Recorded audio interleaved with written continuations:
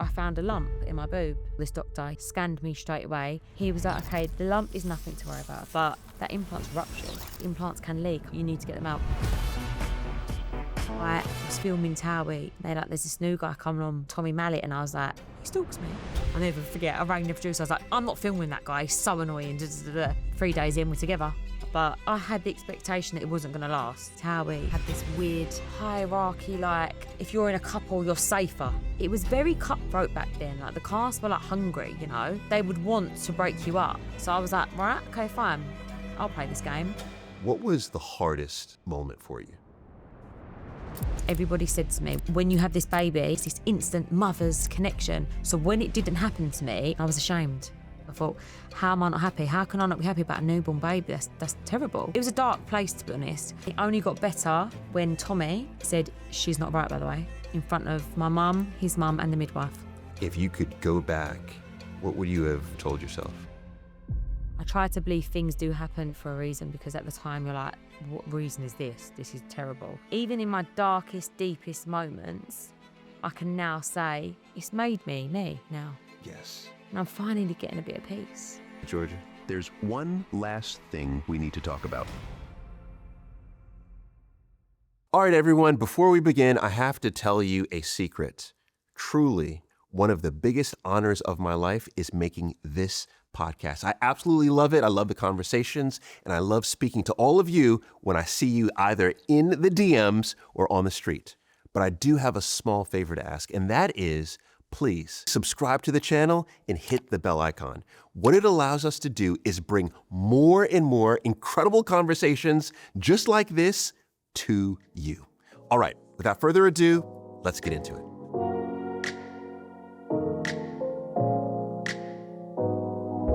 Georgia Kousoulou, Yeah. we need to talk. Excited. I'm excited too. Why are you excited? Because I watched it. I've seen this podcast. I'm a fan, and I'm just really happy to be here. And you're really nice, so I'm happy. Well, thank you. I am very excited that you're here. All right, can we start with your last name?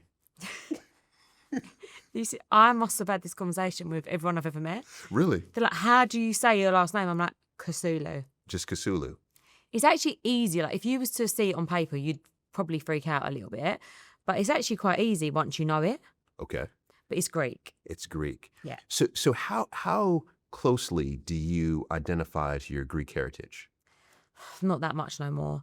And it was such a shame. So when I was baby, I went to Cyprus every single year as a child. And I felt really Greek then. Because, you know, like, you kind of pretend you know what they're saying, and you're eating the Greek food and you're there. And then also, as you get older, it seems quite far away now. Does it? Yeah. You know, what always strikes me about Greek culture is family. Yeah. Right? Yeah. And not only like the size of family, but the intimacy and the closeness Yeah. of family. Did you feel like that was your family growing up? When we used to land in Cyprus, there would be food on the table. If you turned up and said you're not hungry, that's quite rude, you know? Like, that is offensive. You're eating. You are eating, so just eat. I'd always come back bigger because I'd eat so much. And the spread would just be unbelievable. And I feel like when you look at the food, it's like potatoes, meat, salads, olive oil, all of that stuff, you know, the good food. That sometimes, like, in this day and age, people tell you to avoid, but actually it's the best food, and they live longer normally. Yes. And their skin, like. Yes. And we'd turn up, there'd be food on the table, and then all the neighbours would come in, and I'd be like, who's that? Your cousin's cousin. Oh, okay. Your cousin's cousin. I was probably related to half of Larnaca in Cyprus. I can't even tell you how many cousins I have, but that is what I love about it. It's the family like that. Everyone's a cousin, even if they're not, you know, they just say they are. No, we had good memories. I'm so blessed to have been brought up every summer there. And then here, so you would have the family come to visit you here. Yeah. Now, where was here? Was it Essex that you grew up? Essex, my whole life. The whole life? Whole life, yeah. All right. I'm so Essex. So when you think about Essex growing up, Yeah. what was Essex like? It's kind of similar when I mean like the family point of view, you know. My house was the hub. It was always a busy house, as in, like, I never felt once lonely, not once. Did you have a big social circle, lots of friends? So many friends. Saturday night Chinese night is a religion in our household, and I now have that in my household. It goes far back to a baby. I was probably eating it at a newborn, really. So Saturday night, Chinese night was what? It was the hub. Everyone would come over. So my mum's friends, and luckily my mum's friends had kids all like the similar ages to my brother and sister and me. So there was loads of us. My aunties would come over, my cousins. Our house was the hub. You could turn up any time. Okay. Yeah. You would just eat Chinese food. Eat Chinese food. Saturday was wild. We'd always do like sleepovers. We'd always pretend to do a show like we was dancers.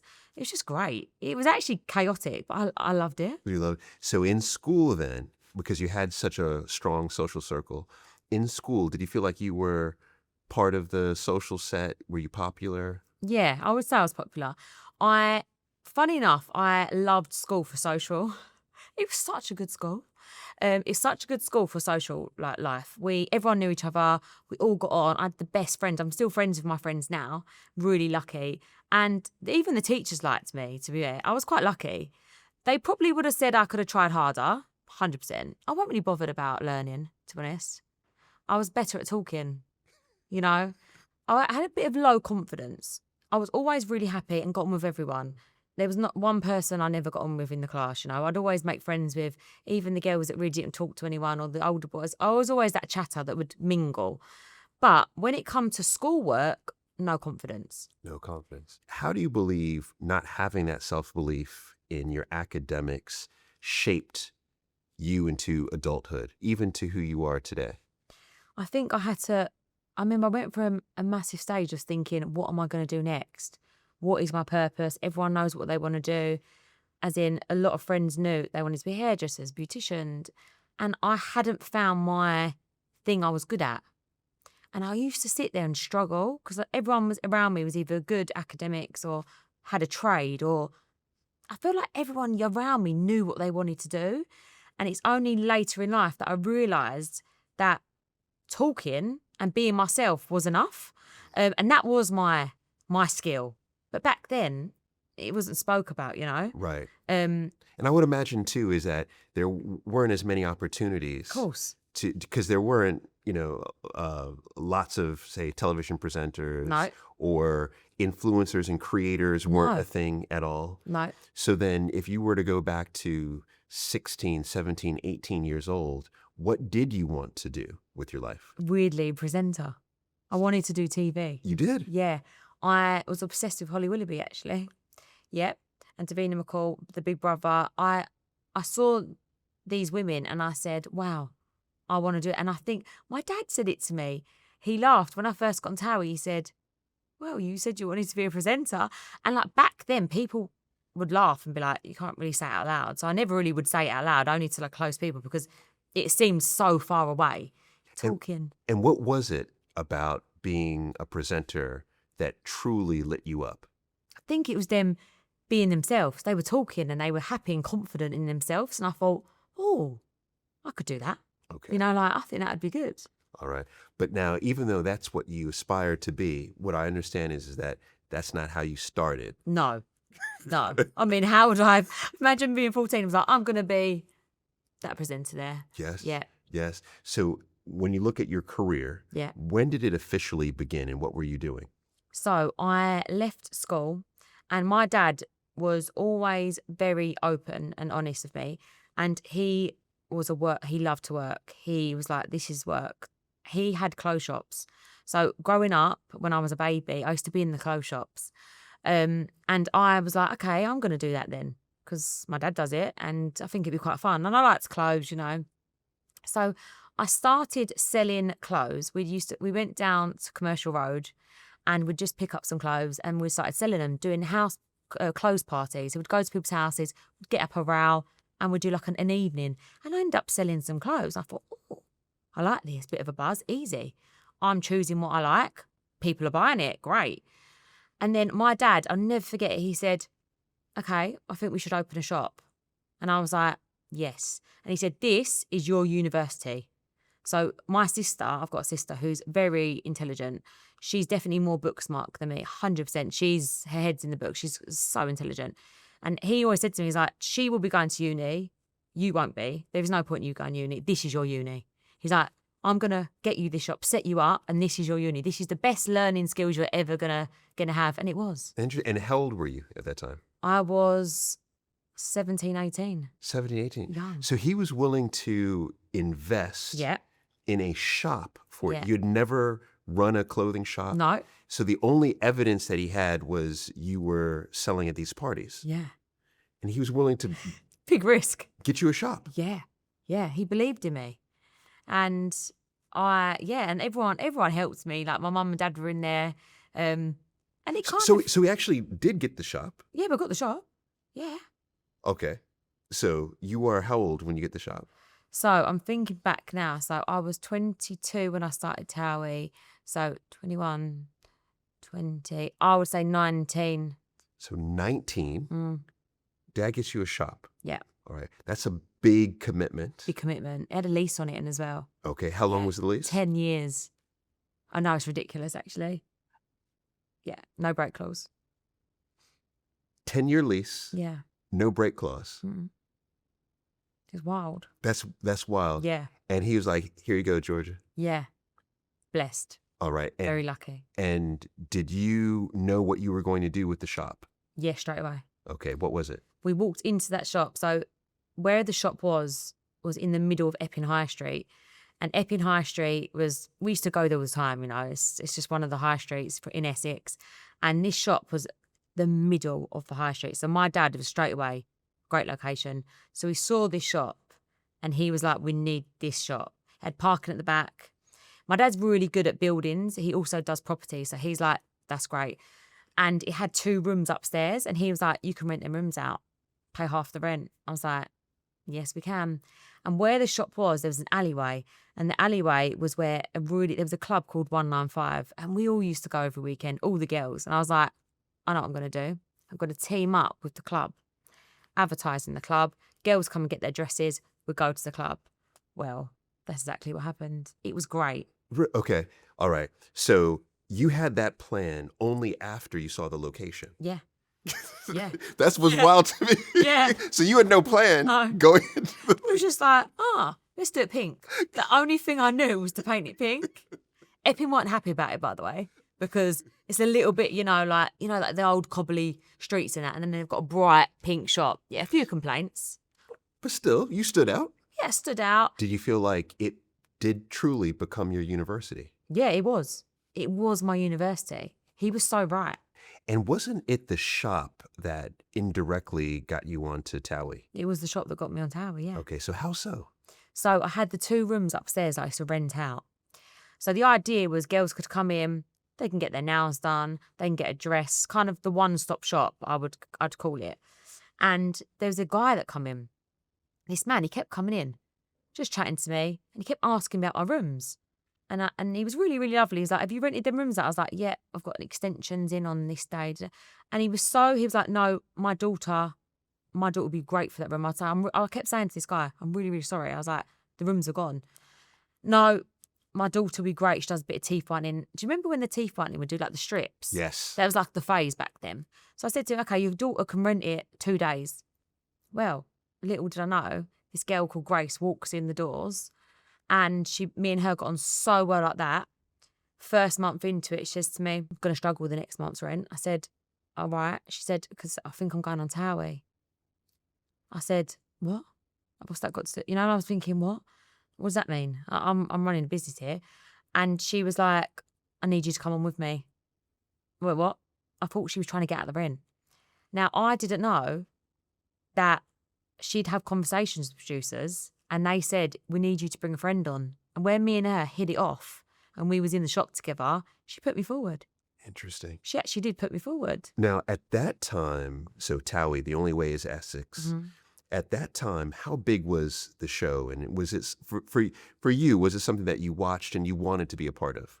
So funny enough, it was out just before. And with Essex, it was a bit like no one kind of knew about it. Some people would slag it off and be like, what is this? And like the unknown, there wasn't really reality shows out. Right. So everyone was a bit like, what is this? So by the time it come to me, it was definitely out. It'd been out a good few years and I'd started seeing the success of people. And I thought, oh, this is good, you know. All right. So you saw the success of people. Yeah. So what was that success and of who? So the characters on there was like Amy Childs, Sam Fairs, Billy Fairs, Joey Essex, Diags. Now, they went to my school. So I was like, well, I know them. So it would be quite easy for me, you know. Once you were invited on, Yeah. you were invited on not as a main character, right? It was basically you were Grace's friend. Grace's friend. So Grace was brought on. Yeah. You were brought on as her friend. Yeah, so we went on together. Grace was talking to this guy on the show, and they really wanted two girls to come on. I don't know, maybe it was more of an entrance or, you know, more powerful together. And they said, it'd be great, you two coming on together. And we did. We walked straight in Mario's party together. I was shaking. I was so scared. Were you? Yeah, because I was like, what am I doing? She's seeing this guy, and I was working in my shop an hour ago. You know, like it was so quick. I don't even think I signed a contract, to be honest. I just kind of walked into this set and was like, oh, okay, then this is what we're doing. And I just went with it. You just went with it. Yeah, it was crazy. You know, I find the not signing a contract, it seems like that's what was done at that time. Yeah, it was just like, Where it's just like, yeah, just come on, just do it. So were you paid then? yeah, I think we was paid. I can't really remember, but I don't think it was very much, you know. I always kind of knew that I was going on, me and Grace was together, but Grace, you know, had a storyline. She was seeing this guy. I was there for like moral support, really. Oh, so you were like her supporting Her character. supporting character that she needed to get on the show, you know? So she needed me to come on with, but I was kind of just there because I was like, well, what am I doing? I had a boyfriend at the time, so I weren't there for the guys. And I walked straight in and all the girls on TOWIE just looked at us like, why are they here? Because it was very like that back then. It was like, have you two come for our boyfriends? It was very like that. And I'm the girliest girl ever. And I was like, hi. And they're like, they're not hiring me.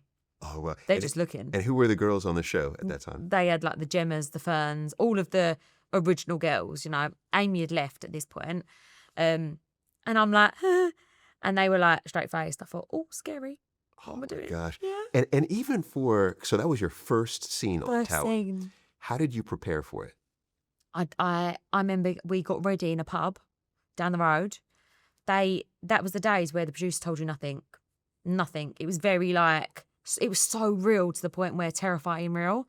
They were like, what are you going to do? Is you're going to just walk straight into that party? I'm like, sorry. They're like, just walk. I'm like, well, where are we going? They're like, you'll know. I'm like, ah. And what are we doing? We're just linking arms and we're walking. And I remember I had the heels on, were like this high because that was fashion back then.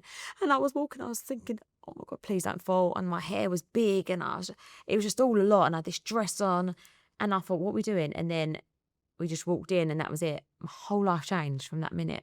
Did it? It was scary. Wow. So it changed, but how quickly did your life change? I just got thrown in from that minute. Like from that minute, I remember thinking, wow, I've walked in. I felt like I'd stepped into a different world. Like I was so confident in my shop and I had my little surroundings and I had good friends and family and like I had a boyfriend. Everything was like very content. And then they've dropped me into this world where I don't really know. I knew a few people from my school back in the day, but all of these girls, I thought, oh, I feel like it's like, not like a war, but it was very like, why are you here? I couldn't believe it. I didn't experience that before. These girls were like, this is our show. What are you doing? I was like, Me and Grace was like, okay, Grace, what are we doing now? And I kind of didn't really think it'd last long. Not for me as well, because I kind of thought, well, I'm just here with Grace, you know? Sure. And I thought, well, what am I bringing? What did you think you were bringing? Moral support. That was it. I thought, well, yeah. So you never saw yourself as a main character? No, not at all. All right. No. So then you're then asked to come back and back. And back and back. And back. Yeah. And you're still running the shop at the same time? Yeah. All right. Then it got tricky because I didn't realise that filming was 6 days a week and you never knew your day off. So how it worked was I'd get a text the day before and it'd say, you will be needed for filming tomorrow at 12 o'clock, be at your cut, dress, glam. It was always dress glam. And I'd be like, oh, okay then, I've got a shop to run. And in the midst of this, I decided to add sunbeds and a hair station and a makeup station to the shop. Wow. Yeah. Wow. To make it the really one-stop shop. It was unbelievable, but that meant I had all this staff I had so many girls in there. It was unbelievable, but I couldn't do both. It got to a point where I was like, my dad sat me down. He's like, you need to sell this shop. If this is what you want to do, because I loved it. I really enjoyed TOWIE, although it was terrifying. I found my feet of it quite quick. And he said, you need to sell this shop quickly before it goes under because we've got a lease on this. And I did. You sold it. Which is such a shame in a way because actually looking back, if I knew I was going to stay on TOWIE, I'd have kept it, you know, because it had helped me. But I kind of didn't know what I was doing. I was like, oh, I'll just go with this path now. The path, it was like my path was here and then all of a sudden it went this way really quickly. I thought, okay, well, I can't do both. So let's get rid of that shop. All right. So you could double down, focus on TOWIE. Just focus on TOWIE. So I'm sure you're starting to get recognized. Yeah. You're probably getting offered brand deals Yeah. at this time. Yeah. Right. So what's your goal? What are you thinking long term? Or were you even thinking long term then? No, I was more like, well, this is great. I'm getting paid to talk to my friends. Wow. I'm good at talking. That's all I thought. I thought, I can do this. This is good. And I really enjoyed it quite quick. And I thought, I'm just going to go with it. I'm just going to go with it. And it kind of felt easier because there was less responsibility. You know, like having a shop's, although it was unbelievable, it was a big responsibility that. Yes. Especially when I started having staff. It was hard work then. Yes. Because staff is hard. They don't come in and things like that. And it's hard. And there was, you know, girls, they have like dilemmas and stuff. So I thought, oh, this is fun. I'm having fun here with these friends. And yeah, so I just threw myself into it. Okay. So what do you think made you good at TOWIE? Just being able to talk. That is it, I think. I don't know. I actually don't know. But what all right, let me push you on this, right? You think about, you went from supporting character Yeah. to main character Yeah. to popular main character. Yeah. Would you say? Yeah, kind of, yeah. Yeah. Own that. Yeah, all right then, yeah. So what do you believe it was about you that allowed you to do those things? I'm quite a nice person, for this. I'm actually quite nice. And I like people, which helps. And I naturally took on the role of kind of like the agony aunt, naturally. I have a way that people open up to me quite a lot and they tell me things they probably shouldn't. Because I could have just met them. They just tell me things. I don't know why. I feel like you have that about you, actually. And people seem to tell me things and I would end up getting things out of them, not by purpose. So the scenes we would be doing would be so good because people would just open up and I'd be like, oh, hang on a minute. You just said you didn't want to talk and actually you just told me everything. And it just become this natural role and I like helping people. So straight away, someone's sad, I'm helping. Someone's got a dilemma, I'm helping. Their boyfriend problems, I'm helping. They're happy, I'm helping. So I was put in a lot of scenes and I could film with everyone. That was my superpower. I could film with everyone. Look at that. And then I know also around that time, that's when Pete Wicks he come on. came on the show. Yeah. Who else? Chloe Sims. Chloe. So Chloe was on there already. And Lydia was on there. Okay. And she'd left and then she come back on. It was a good time to be part of that show. There was really good characters on there. Yes. It was good. We had Georgia Harrison on. Georgia. So I got Georgia on the show. Oh, you did? Yeah. So she come on as my friend. Oh, my goodness. Yeah. So you knew Georgia just from around? I knew Georgia. We used to play out together when we was younger. She's younger than me, but she used to live down my auntie's road. So Essex, that's what Essex is like. So they said, we used to put people forward all the time. And I said, I've got this girl, Georgia, I think she'd be great for the show. And she come on as my friend. Wow, look at that. Yeah. Look at that. Yeah. It's incredible. I didn't know that story. Yeah. Yeah. So you are basically like this agony aunt, Yeah. right? You're helping everyone on the show. Yeah. But you said that when you joined the show, you had a boyfriend Yeah. who was not on the show. No. Right. So what happened with that relationship? Yeah, we split up. And do you know what? My life changed so dramatically when I went on TOWIE. Not just TOWIE, there was so much going on at home as well. My parents split up. So I had parents splitting up. My shop was sold. And he was, I feel like, was part of the old life, weirdly. You know, when you're like, it was the weirdest thing. It's like I had two lives. And that whole life was like going. And I remember thinking, what is going on? And naturally, we just grew apart because everything around me was changing. And to be honest, it probably weren't him. It was probably me. I was going through so much change. I kind of really wanted to wipe my hands with that kind of life, you know, in a way, because I didn't really know how to control it. It was a lot of change for me. And my parents were like really, really affected me back then. So TOWIE was like this new life, and there was new people on there, and I didn't have to talk about my old life, and I kind of just wanted to be done with it. So I kind of just shut everyone around me off, and he was part of it. Yeah, this makes sense. Yeah. So how old were you at this period in your life? 21. You were 21. Yeah. So Young. Which is young, but you've now become an adult. Yeah. And your parents split up. Yeah. And I think there's a lot of discussion around the impact of parents splitting up on children. There is, yeah. But what do you believe the impact was of your parents splitting up on you as an adult? Yeah, I think it's harder in a way. I think no one really talks about the adult side of it because obviously you naturally focus on a child, but children are resilient. Like they kind of just don't really know much difference. But I knew the difference because I'd lived with them my whole life, you know. And I struggled because I understood what was happening, and I become the agony aunt of them. Wow. So it was tough. It was really tough. So when I had the chance to kind of jump ship and leave that life behind, I did. Did it reshape your perspective on love and marriage? Yeah. I kind of was like, what's the point in getting married at that point? I was a bit like, I was a bit like, oh, what's the point? I was a bit hard a bit. You know, I got a bit hard. But I think that was because I was emotional. And I think as an oldest child, your oldest child it's a lot when you're the older child. Because I had a brother and sister that I had to protect, and I didn't want them to know about it. About divorce at all? No. You were trying to hide the... I was trying to hide it. And listen, there was times where, obviously, they knew what was going on, but they lived in the same house, my parents. So they were living in the same house in different bedrooms. So I didn't want my sister and brother to know what was going on, you know. From that day, I never forget, I become very, very good at swerving.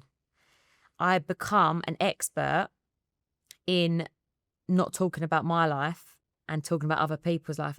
It was like, I don't know how I did it. It was a skill. And the whole cast around me used to get the ump because I was always in every single scene talking about everyone else's life except my own. And I've become so good at it. Look at that. Yeah. A master of deflection. Yeah, it was unbelievable. I don't know how. I just, yeah. Yeah. So now, Tom, how do you meet Tommy? Tommy, you meet him on the TOWIE. show.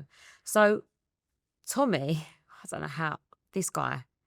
So he actually tweeted about me. So I was on TOWIE. He tweeted about me, saying something about, what was it like? About my dad's house. My dad had a really lovely house. And he kind of said like, oh, this girl and her dad's house. And I thought, I remember seeing the tweet thinking, who's this guy? I don't know what made this tweet pop up to me. And then I see him in a club.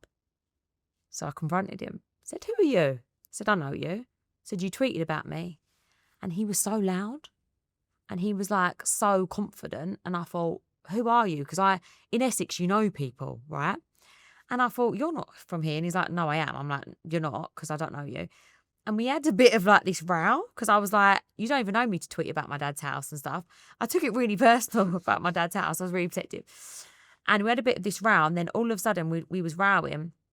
And then within 5 minutes we were laughing. And I thought, this is the weirdest thing.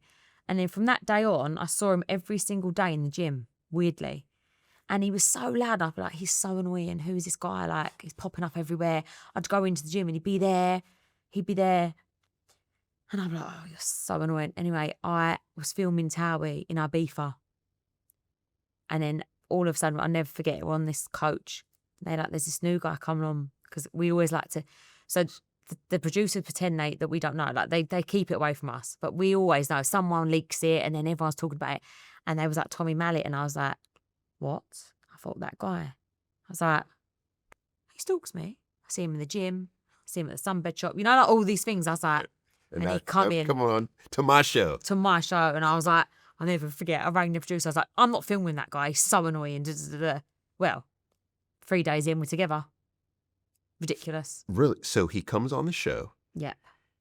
And then 3 days later, Yeah. you're in a relationship with him. Basically. And I remember seeing him as like, you're annoying. Like, no, you're so loud. So within 3 days, he Yeah. goes from someone you don't even want to film with No. to you're in a relationship with him. Yeah, and I tried not to be. So how does that happen? I don't know. I don't know how it happened. Because I'm not used to guys like him. Really loud, really. He's not from Essex, so he's different. He's from Islington. And I think maybe I found it intriguing because I was like, so different, so confident. The confidence was wild. And he literally just come on and everyone was like, who is this guy? A lot of people didn't like him. A lot of people loved him. And I was like, I don't know what I think about this guy, to be honest. And he was a bit cocky. Okay. So he annoyed me, but then I was a bit like, you know, when you're young, you're a bit like, he was like the bad guy that I probably shouldn't go to. Naturally, I want to, but really I shouldn't. Okay. So obviously I did. Of course I did. Now, was he, because, you know, they're bad boys and they're bad boys. Yeah. He weren't a bad boy deep down. He was He was that, he had like more of like a party boy. Yes. He was a party boy. All the girls like, stay away from him. I was like, yeah, I will. Of course I didn't. I was like, oh, I'm going to go to it. You're telling me no, so I'm going to run to it. Yeah. To it. Seems quite fun, actually. Now, how do you know if the relationship is real? Because I think that this becomes a big challenge with reality TV. Yeah. Because you don't know if your partner, like I remember we had Lauren Goodger on. She was our first guest. Oh. And she talked in quite detail about her relationship with Mark Wright. Yeah. And how at certain points, you know, she doesn't know if it's a real relationship or if producers are just trying to keep the relationship together. Yeah. So how do you know that it was real?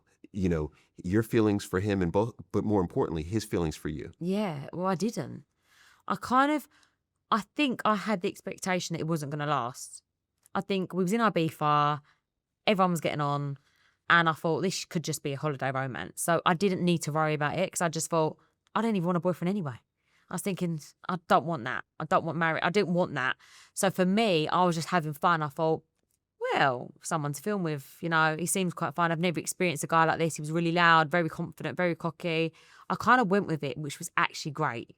I didn't think he's going to be my husband. Okay. You just thought it's a summer romance. Some romance. All right. Good for TV. Good for TV. It gives me more filming, more people to film with, you know, because back then it was about how many scenes you were filming, you know, to stay on the show. So it was another thing. And I thought, well, if we just film this holiday romance, it is what it is. No, it weren't. I think I met his mum the next day and had pie mash. Wow, look at that. Yeah. But now you just said something that also I'd love to explore a little bit. Is you said it was about how many scenes you were filming is how, you know, much you'd be on the show. Yeah. I would imagine the desire among the entire cast is you want to be on the show as much as possible. Of course. And then there were a lot of big personalities. A lot. Right. I mean, that was, some people could argue that was the heyday of TOWIE, right? Yeah. So that means that, are you saying that you think that everyone on that cast was consciously thinking, I need to be in as many scenes as possible? Oh, everyone. Everyone was thinking. Everyone knew you didn't film, you weren't on the show. You know, imagine all them cast members, like, you had to have a storyline. If you're not having a storyline, you're getting dropped from the show. And it was very cutthroat back then. Every series, you never knew if he was coming back. Wow. So it was like, okay, we need to film. And there was showmances, as they called them, everywhere around me. I remember people, because I was single, and I remember the producer saying, like, is there anyone you fancy? And I'd be like, no. On the show. On the show. Yeah. And I before Tommy come on, I don't think I could have faked that. I couldn't have faked a fake showmance. And I know there was people definitely doing it, but I couldn't do that. Because, to be honest, I wasn't really bothered about a relationship. So, which was better. Right. And I'm not a good actress, actually. I can't act and I can't lie. I'm really bad at them two things. So, for me, I couldn't have done that. And so actually, Tommy, I didn't really think too much of it. I thought, well, we'll just go with it for someone to film with, you know. And he was also good friends with Arj. And Lydia and Arj were together at this time, and I was good friends with Lydia. So it just kind of works. Yes, I just went with it, you know. I see it. So now, how intense was it? Like, how many days were you filming? Even how many days a year was filming? So Ibiza was, I think we was there 12 days, I think. And you never knew how many days you were going to film on when. And it was great, though, because it was a big holiday with your friends. Sure. Like, the best time of my life. But trips were intense because you're together. So there's no getting away. So in Essex, you could film a bad scene or, something, a row, and you could go home to a normal life and switch off. But no, you couldn't on the away trips. But that's where the most drama happened. The best viewing was then because it was the best scenes. You're in a hotel, things are going on and people are telling things. And even if you don't want to film certain things, the producers are knowing about it because you're there. Yes. They're there. The next room is a producer, Yeah. When you think about your entire time on TOWIE, what was the hardest moment for you? The hardest moment would be me and Tommy rowing and actually being upset and then trying to hide it. Because you're not supposed to hide it.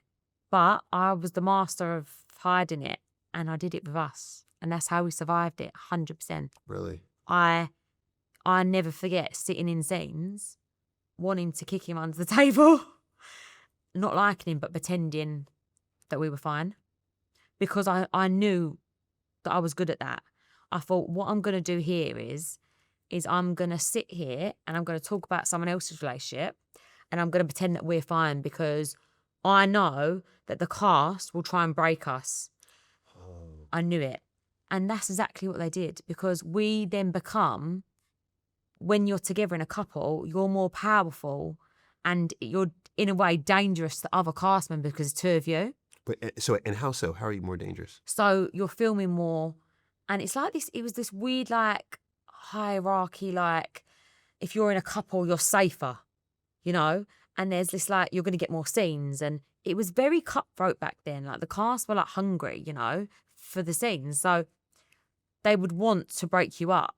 Cast members would want to break you up. And so literally. They would try to. They would try to. And how so? They would try to pick us. They'd be like, "What's going on? Oh, have you not had a row?" Or I've had times where they would say to producers, "We heard Georgia and Tommy rowing," and I'd be in a scene not knowing, and they'd go, "How are you and Tommy?" And I'd be like, "Fine, why?" They'd be like, "Oh no, you wasn't because you were rowing." I'd be like, "What?" Yeah. We even had a cheating allegation. Did you? Yeah. It got brought up in a scene that I dealt with it off camera because we weren't filming at the time 6 months before. And one of the cast members told the show about it and then they brought it to camera and I didn't know. They would try it because they were like, we want to split them up. So I was like, right, okay, fine. I'll play this game. And I was like, listen, we would deal with us after. We're not breaking. And we never did. Oh, look at that. We'd have a few like rows on the show if we couldn't help it. There's like certain things you can't. About him working or things like that. But the deep stuff, no. We're a team and we're the team and we stay in the team. And it's us against the rest. And it was. And no one ever broke us down. Wow. That's not once. And did you think that or feel like they knew that you two had this agreement? They were fuming. They used to go to the producers and say, why is Georgia and Tommy always talking about other people's problems and not their own? But I was so good at discussing other people's stuff that I got away with it. And the producers couldn't really have a go at me because I was giving them what they needed and I was making the scenes happen because I was the one getting the information out or helping. And I used to get a lot of ag on socials and people say, you're so busy. And I'd be like, no, I know I am. But I'd rather be busy, slag me off if you want, but I'm protecting my relationship. And I genuinely believe that's how we survived TOWIE. We're the only ever couple to survive it. Really? The only other couple. There's not been one other couple. So I've done a good job. It worked. I beat the TOWIE. I beat it. Oh my gosh. Yeah. And I would imagine one of the reasons why no couples have survived it is because the others were trying to break them up. They weren't a team. Yeah. And I would also imagine that it's not just the cast. No. But it's also production. Of course. It's also the public. Of course. But they learnt very quick with us that they weren't getting it. They tried. Everyone tried. There was talks of girls coming on the show that had DM Tommy and all that, like the PA days. I mean, they were hard days for us. And they tried everything, but we stayed together as a team and no one beat us. What I've seen with the press is that the press has been relentless on many television personalities. Yeah. In particular, women. Yeah. And in particular, women in their relationships. Yeah. So during your time on TOWIE, did you feel that pressure as well? I felt protective of it. Only like when it comes to like PAs and stuff, there was pressure because I think, oh, if he messes up here, because you know back then with like I didn't know him as well as obviously I do now, and I used to think, oh, if he cheats on me and things happen, it's going to be in the press, you know, and that would worry me a little bit. Yeah, because those were popular. Because even when I got here in 2018, Yeah. I feel like those were those public appearances, right? Yeah, Where they were popular. they were, and it seems like that's where a lot of reality TV personalities were making their money. The boys, boys. more. The boys got books more than the girls. I never really did the PAs. I would do more like shop openings, salons. He would get booked a lot. Now imagine I'm in a new relationship with this guy. He's new to telly. I'm new to telly, and he's got girls. They used to literally like throw themselves at him. Yes, and the PAs were predominantly clubs Clubs. that were being booked. And Late how nights. and how much were they making for PAs then? I reckon back then like 1,000, 2,000 for an appearance. Okay. Maybe more. I can't really remember, but that's good money. Very good money. Oh yeah, Unbelievable. 3,000 pounds, and they're just showing up at the club, Yeah, getting drunk with their friends. getting drunk. They get Girls placed everywhere. VIP, Yeah. girls everywhere. So he's doing that frequently. Yeah. How frequently? He was doing it most weekends, I would say. But then he realised very quickly it's not going to work in a relationship. You can't do both. And I think that is why we survived, because he stopped doing them, I think. Look at that. He was like, this isn't for me. I think he valued my relationship more, you know? Luckily for me. Yeah, look at that. Yeah. You know, I think that's why I asked, was he a bad boy or a bad boy? No, yeah. Because what I often see is, this is with men, regardless of the lifestyle they're living, when they meet a partner where everything with that partner is better, Yeah. they're willing to stop whatever it was Yeah. they were doing. And it sounds like this is exactly what Tommy did. Yeah. The press were right. They were nice. And I think the press can't write if it's not there. You know, I think they can try and find a story, but if he's not on a table with loads of girls, and even if he's not doing anything, what can they write? Yes. So, and also then the trust come in, and to be honest, I used to turn up a lot. How so?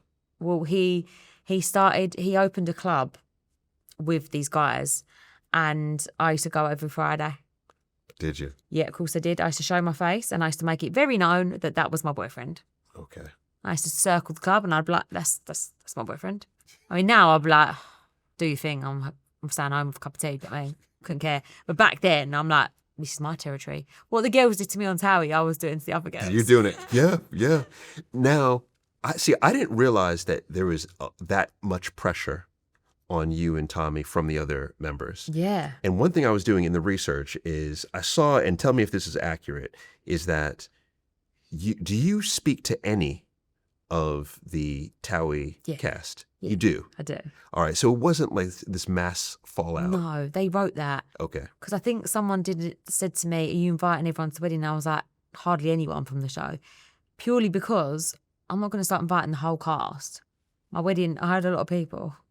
And also, there's only a certain few now that I'm really close to. Where I talked to everyone, I bumped into the cast when I was doing promo for my show not that long ago, and I'm like, oh, guys, what's going on? I'm a big TOWIE fan. I love TOWIE. I still watch it. So when I see them, I'm like, oh, tell me the goss. And I get back into that natural role. But I'm not going to invite them to my wedding because your wedding's your wedding, you know? But no, there was no fallout. Yeah. I don't know where they got that from. And also, too, is I think there's probably, there's not a strong understanding as to what the relationship actually is. Yeah. So I would imagine it feels like they were castmates. Yes. Right? It wasn't best friends. No. And some of them are. Some of them were, but they've left now. Okay. My best friends left. So yeah, the girls on there now, I'm like, I talk to all of them, I say hello. If I saw them, I'm so excited to see them. But yeah, no, they're not my best friends now, you know? Sure. So who were the best friends? So Lydia was my bridesmaid. Chloe Lewis, Amber, she come on. with me for a bit. Danielle Armstrong. I've got good friends from that show now, and we're still really, really close, which is actually really nice. Yeah, it's really good. Yeah. It's really good. And then the boys, Arj is one of my good friends. Dan Edgar is one of my good friends still, and he's still on the show. He was at my wedding. So yeah, there's still good. I've got a lot of good connections from that show that will never go. Because when you're on that show, you do have a bond that no one can. I can't describe the bond. It's like a weird family connection. They're not your family, but they are. You've like experienced this life together that no one really knows about. You can't explain it to people, but you just get each other. Yeah, it's like a fraternity and a sorority. Yeah. Combined. Yeah. What do you think it was about TOWIE, and still is, that mesmerizes so many people? Like when you walked in, I was telling you a story about how I was in the U.S. Yeah. On another project, right? And someone literally walks in, an American, saying, Wild. "Do you know about TOWIE? No. I watch TOWIE." Right. So it's one of these where it's a phenomenon. Yeah. And it actually launched many other reality television shows. Yeah. I think Made in Chelsea Yeah. happened as a result of TOWIE. Yeah. What do you think it was and still is about TOWIE that has made it so, such an important part of UK culture? I think because no one had seen it before. Everyone was like, wait, they're not actors. Like he was like, and it's so funny because people still say to me today, did you have a script? I'm like, a script? Absolutely not. We can't even repeat a line. Like, we're not good at scripts. Like, absolutely not. And people just mesmerised. They were like, what? So you really just walk down the road and that happens? I'm like, yeah. They're like, that drama's real. I'm like, yeah. People still are like, what? And I'm like, no, I know. It is actually wild, but Essex is like that. Everyone. Someone's dated the cousin's cousins. Like, everyone's like, it's like that. So what a great idea to make a show about it. Yeah. And it's just, it is so great this day. I think that you were perfect in that environment and you really thrived. Like you came into yourself. I loved it. Yeah. But even to go back and look at how, so when you met Tommy, yeah, you came back home. Yeah. And then that's when you first saw that your parents had literally split up. Your mother moved out of the house. Yeah. Right. But you had Tommy. Yeah, Tommy. So I would imagine that Tommy really became the safe space for you. Yeah, and a lot of pressure for him actually, because I kind of then moved into his house. I never left because I was like, hang on, this is nice. Wow. I'm just going to stay here for a bit. So did you believe that you two would get married? Because that's right at the moment where you start to become disillusioned around love. So what did you think your relationship with Tommy would be? I kind of didn't know. I kind of didn't really want to be married, but I kind of didn't want to not be with him. So I just was like, oh, I like this and it's working. And he always said, like, we're going to get married. And I think the show really wanted it to happen on the show. But I was like, this isn't a showman's. Like, we're not doing that. We're not doing it for a deal, magazine deal, or, just for the show. Like, we was very certain on that. I think people realised that quite quick. Mm-hmm. I wanted to see if it was the real deal, Yes. Is that almost what led to you and Tommy leaving TOWIE? So we left TOWIE because I was pregnant. Okay. Yeah. And it felt right to leave.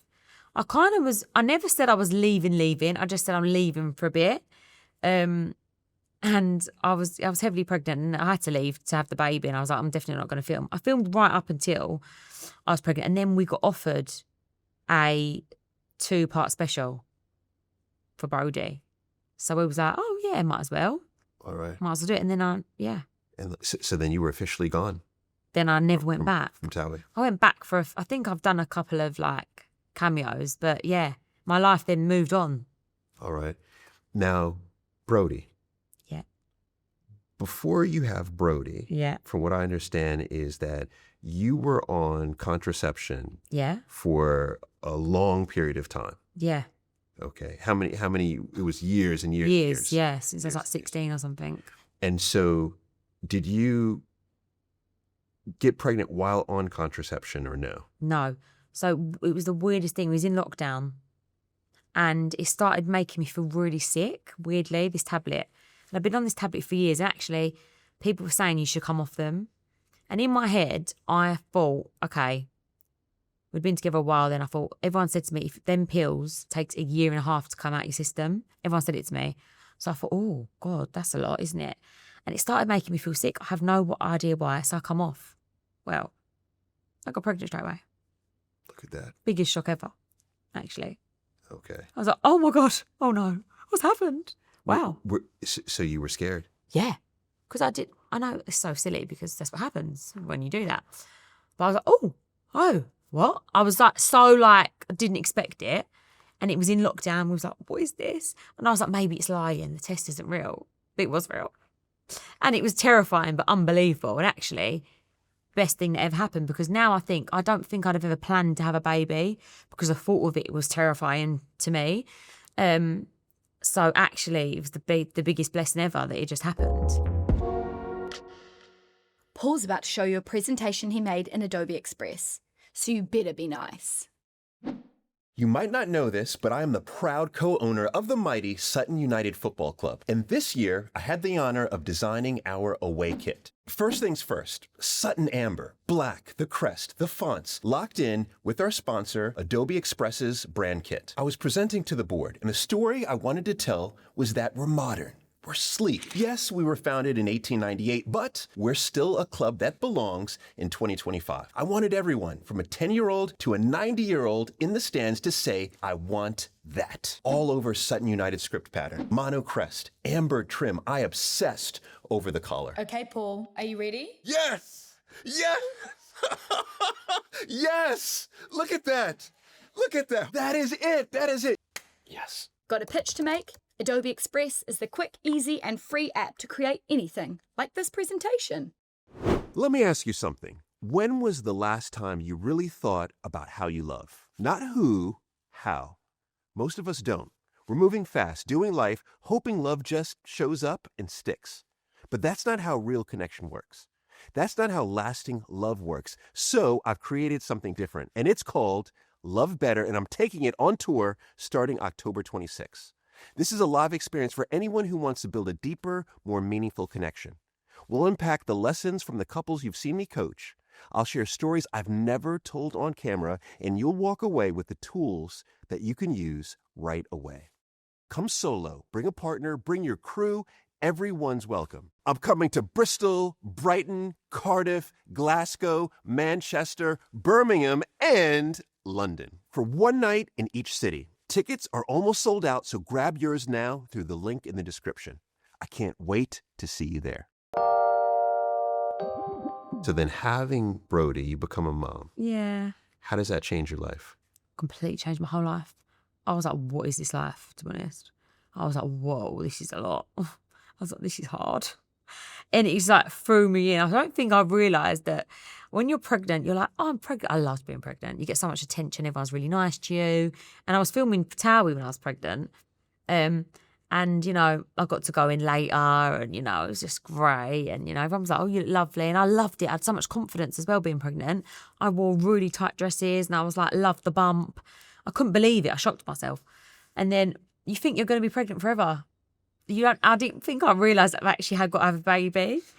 And then Brody turned breech and I was like, oh no, I've got to have a C-section. And then that was petrifying.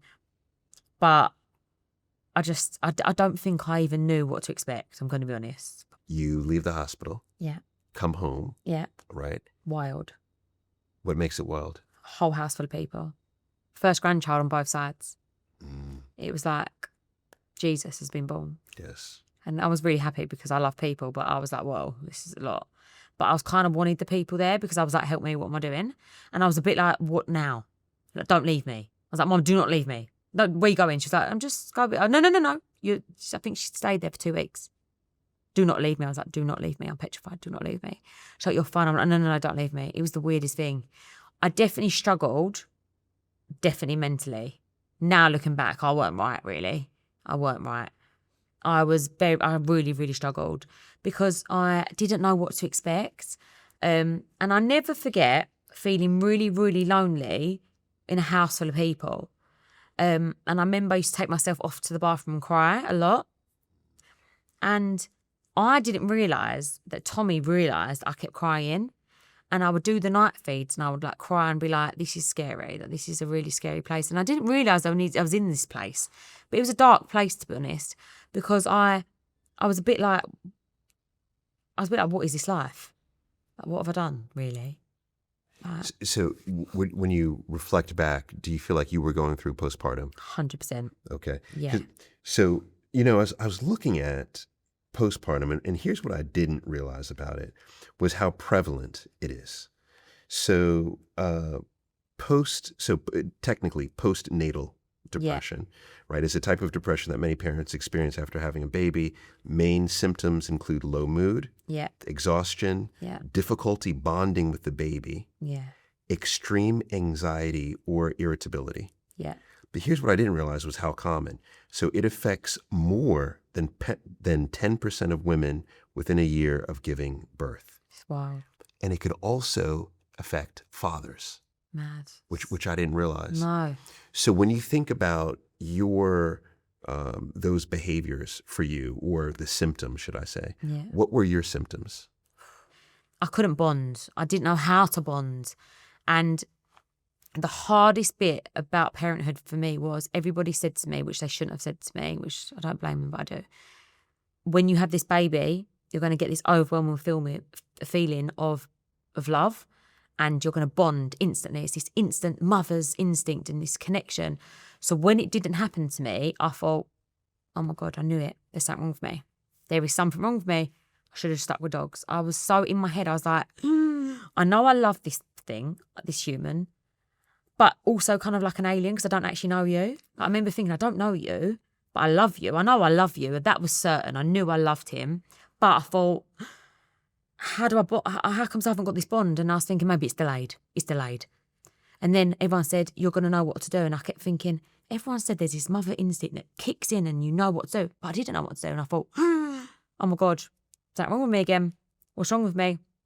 And I was so in my own head that I kept thinking, why have I not got this mother's instinct that everyone told me I was going to get? Yes. And when you reflect back, Georgia, what was the hardest day of that period for you? Day 3 and 10. You remember it? I remember it day 3 and 10, yeah. I don't know why, day 3 and 10. And it only got better when Tommy said it out loud in front of my mum, his mum, and the midwife. Okay, so he had to say it. He said it. He said, she's not right, by the way.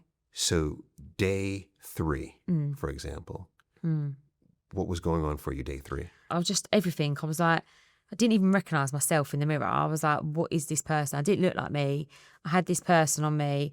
I was like, this alien person. I was like, how am I going to keep this person alive? I kept worrying, how am I going to keep him alive? And I was like, I know I've got to feed him a bottle, but I was like, how do I know? I was like, so everything I was picking up, how do I know? How am I going to do this? And I was always thinking, is he okay? Is he okay? Is he okay? And then I thought, oh my God, is this going to last forever? This tiredness, like I couldn't see past the night feeds and the days, and they all blurred into one. And it was, I had so much love around me, and everyone was so excited about this beautiful baby and this healthy baby. And I thought, why am I not as excited as everyone else? And you didn't tell anyone? No, not one person. I was ashamed because I thought they're judging me, and I thought this makes me a bad person because I thought, how am I not happy? How can I not be happy about a newborn baby? That's terrible. It wasn't obviously terrible, but I couldn't get out of my own head. I thought, this is terrible. And everyone was like, it's the best thing in the world. And I was like, no, I know it is. And he's unbelievable and I love him. But why am I not as happy as all of yous? Like, this is weird. If you could go back and be with you on day 3 or day 10, what would you have done or told yourself? I'd have hugged myself and said, this is so normal. This is so normal. This is so normal. This is you. And you're fine, and this is just your emotions. You've got hormones raging through your body. This is totally normal. And you've been cut open, multiple layers, you had a C-section. Like, you are fine. You're doing amazing. Like, you are fine. It's going to get better. It's going to get easier. To give yourself a break. I'd have gave myself a cup of tea and gone, you're fine. Okay. Yeah. Is that what happened after Tommy saw what was going on with you and then told people out loud? Oh my God, instant change. I'll never forget, it was in the kitchen. I was on the sofa, had the baby in my arms. I had the midwife. The midwife her name was Pat. She was unbelievable. And I had her a lot. And I'd her, my mum and Bev all the time. They were there. And Tommy said to everybody, because they were like, how are you? And I'm like, yeah, good, thanks. Yeah. That's just the way I do it. I'm good at it, right? And he said, no, she's not. She is not right. And all of a sudden, everyone looked at me and I burst into tears and everyone was so shocked. Because I think they was just thought I was like tired and stuff, you know. And I burst in tears and I was like, it all come out. I was like, I'm struggling. I don't know what I'm doing. And from that day, my whole experience changed. That's true. What do you think would have happened if he had not said that? I don't know, you know. Scary to think about it because it only would have got worse, you know. Because them night feeds go on 3 months, which was actually really quick for some babies, bro. But 3 months is a long time to feel lonely, you know, and your thoughts go into place, you lose yourself. I was just I didn't know what I was doing. Like, just walking to the shop was a lot. Like, everything was a lot. I'm so thankful to him to this day that he did that. And at the time, I was fuming, by the way. I looked at him and I remember thinking, how dare you? How dare you say out like I was fuming. But then when I cried, I was like, now I'm like, thank God. You were able to release. It's one of these where one is, thank you for sharing that, is I would imagine you think that the more of these conversations that we have, we normalize this. Yeah. And we realize that because one is we have a significant number of women that are impacted by this, a significant number of men impacted by this, and having that conversation just to be aware that, you know what, this is normal. So normal. Yeah, this is. And do you know what? Looking back now, there weren't a lot of people in the public eye saying that. There weren't anyone that that admitted they struggled. And I really, really found that hard because I'd look on social media and it'd be like, these girls be having babies, and I'd be like, why have they got their life together? They're really like, and it would make me feel really bad about myself. And it wasn't their fault. But like, there was no one opening up. And I was like, so I used to think it was just me. No one was talking about body image and how it affected them, how they lost themselves, how they didn't even look like themselves, how they didn't bond with their baby. No one was saying that because, and I get it, because everyone felt ashamed. I weren't even saying it really. So I couldn't expect other people to. So I think it's so important because how many other women are sitting there thinking that, you know? Yes. You know, and it's like, if I would have had that person to go, oh yeah, I'm not alone, you know? And I know that I definitely will help people like talking about it because it was a lonely time. Yes. But it's so normal. And it's so normal. And look, look what's happened as a result is that you have now, or as a result of Tommy, outing you. Yeah. Is that you were able to emotionally get it out of you. Yeah. But then you said things got better. Oh my God, unbelievable. So did you feel like literally it was once you didn't feel the pressure of the shame, that's when it started to go away? I was like instantly like, wow, this is normal. Okay, cool. If I want to cry today, I'm going to cry. If I don't want to get out of my pajamas, I'm not going to. It was all normal. And I was filming my show as well. So I was trying to juggle, wait, hang on a minute. Because our show is very, very raw. Like, it is so fly on the wall. It is so fly on the wall. And I remember filming the whole series in my pajamas, basically. And I was like, I'm not changing because... So this is not TOWIE. This is the Baby solo show, Steps, Baby Steps. Yeah. Multiple series of Baby Steps, by the way. 6 series. Yeah. Congrats on that. Thank you. That's not bad. That's good. That's not bad. Yeah. So you're filming the show while this is happening. Yeah. You're probably hiding it from production. Yeah. Hiding it, obviously, from the audience. Yeah. Do you ever showcase it? Yeah, I showcased everything. Okay. Because what happened was Tommy's outing me was we just started properly filming. So everything I was literally filming the whole series looking back in my pajamas. Look at that. I basically everyone does it now, but back then, like, no one did that. Like, no one was on camera like that. Like, I mean, I even got my belly out. I think I was in half of a daze, sleep deprived, and just went with it, which was actually great now. But it was so raw. That footage of that series was so raw. I if you look at my eyes, I'm like, I don't know what I'm doing. I couldn't even tell you the day of the week it was, like I was in it. Yes. But I'm glad, actually. Why? Because I'm glad I didn't hide it, because it's the first time in my life that I never hid how I felt, actually. Look at that. So you stopped deflecting. Yeah. That's why the show was good, I think. Because you were your true self. Authentic Because I couldn't hide self. it. Because I didn't know how to. That was the first time I didn't know how to, because I was like, whoa, I'm well too in now. I'm like in the deep end, like, and I don't like swimming. Like, I'm like in the sea around me. And as it was the sea, it was baby. I couldn't deflect. There was no hiding it. Do you know? Yes. Yes. And then as, Brody grew Yeah. and your relationship with Tommy grew, Yeah. how did your relationship change at all with Tommy? Oh, it changed. It was hard. I become more confident being a mum. He become confident being a dad. It was great, actually. But then we realised quite quickly something was wrong. Something was going on. And we realised we went away. Brody was only 3 months old. And we rowed the whole trip. Bad. Really bad. And I couldn't understand why we weren't getting on. And then I realised quite quickly that, hang on a minute, we're really, really good at life. We've always been good at life together. But now, when you become a parent, you need to be on the same page and you need to think the same when it comes to a child. And we've always not really thought the same, and we never really knew that, because why would you think the same? We're both doing our lives and we live together, we have dinner together, But parenting a human, keeping them alive together, and you've got to think, agree the same things. We clashed. Yes. And I didn't understand why. And I was like, I can't do this. This is wrong. I don't like it. You can't do the relationship. Can't do the relationship. And we come back from Mallorca and we was going to split up, generally. And it was bad. It was really bad, because I was like, whoa, I've got a 3-month-old baby. I don't want to be on my own. I want this family unit more than ever. I love him, but we are not aligning. And I just didn't know why, because I was like, why are we not aligning? And I'll never forget, Brody would cry and it would trigger Tommy's brain. Like, when I mean brain, it's because I know that now, but it would trigger him and he couldn't deal with crying. And I'd be like, grow up. I remember being annoyed. I'd be like, grow up. So then if Brody would cry, what would he do? He'd be like, I can't deal with it, and walk out. And I'd be like, well, great. You think he's abandoning you and the Me. baby? We're supposed to be a team. We've always been a team. Our whole relationships, we've been a team. And now you're not being a team with me. Why?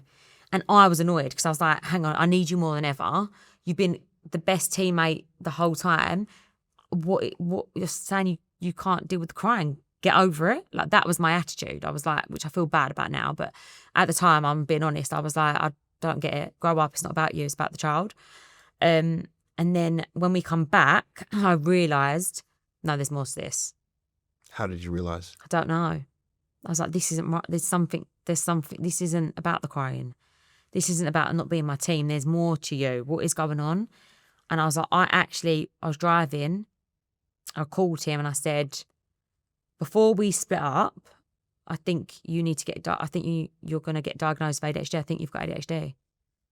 He was like, what? I was like, no, I think I'm going to get you to see someone and I think you've got it. So you were both at the verge of splitting up. No, he was moving out. He was like, I'm going to move out. And I was like, what? But I actually kind of was going to let him, because I was like, I can't deal with the pressure of around with you and trying to be a mum, because this is hard anyway, really hard. And I just couldn't do it. Yeah. And I think now, knowing more of your story with Tommy, I can't imagine how hard it was in that moment, because here you two had come off of a reality TV show with people actively trying to break you up. Yeah. And you were able to stay together. Yeah. So that's immense pressure. Yeah. But then you fast forward, and that friction that you had, that was just between the two of you. Yeah. That alone was causing you to split up. Yeah, and I couldn't understand, because we've always been a solid team. Right. Throughout everything. Okay. So I'd put in Google, like, partner triggered by crying, and it kept coming up like different things like autism, ADHD, and it kept flagging. Then I started reading it, I'd be like, And so he reacted positively. I couldn't believe the positive reaction. I mean, never forget it. And I'd done it driving because I was scared. I was like, I'm just going to do it now. Well, I'm on the phone. It feels safer on the phone, like, I was like, because it's not a nice thing, So I just called him and I was like, I never forget it. And I literally remember where I was driving. Like, that's how crazy, I literally remember it. And he was like, no, you're right. I'm going to do it. And I was like, wow, okay, that's brave. And he did it. And he had it. Yeah. Look at that. I know. So when you get the results back, are you two together? Yes. What's your and his reaction? I weren't shocked, but I was actually so relieved, because I was like, it's not us. it's not you, it's not me, it's this. We can do this. We've worked on loads of things together. We've got through loads of stuff before. We've grew up on telly together. We're fine. Let's work it out. And it was a relief, and he was relieved. He was relieved. He was so relieved for himself, and take away us for himself. He was like, wow, because I never forget. He said to me once, he said, "Don't you have music playing in your head?" And I was like, "What?" And he's like, "Is your head not always busy and music and talking?" I was like, "No." He's like, "Well, what are you thinking now?" I was like, "No, nothing." He's like, "What?" I'm like, he's like, "Georgia, my brain is da-da-da-da." And I was like, that's exhausting. And I think for once in his life, he was like, wow, my whole life has been answered. Because he's gone through his whole life like this. Well, studies suggest less than 20% of adults with ADHD are aware Yeah, that they have it. yeah, Right? So the vast majority are unaware. yeah. Tommy was unaware. A study found that 24 out of 25 spouses, so virtually all adult spouses with ADHD felt their partner's symptoms interfered with their functioning in one or more areas, specifically household chores or organization. Oh.